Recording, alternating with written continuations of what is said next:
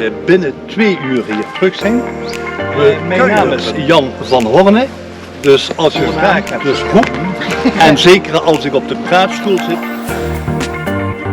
En laat staan een boom planten. En om hier een bos.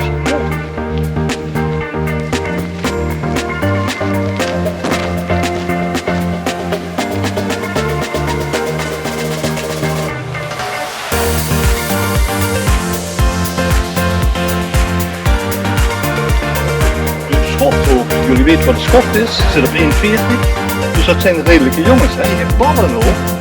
Want die jaagt die mannetjes die wat dichterbij willen.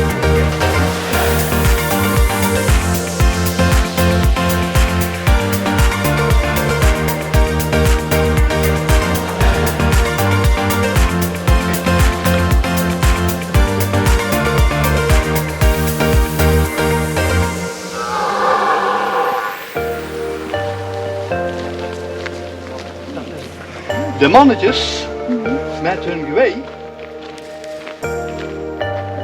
Dit is allemaal van het Limburgs landschap.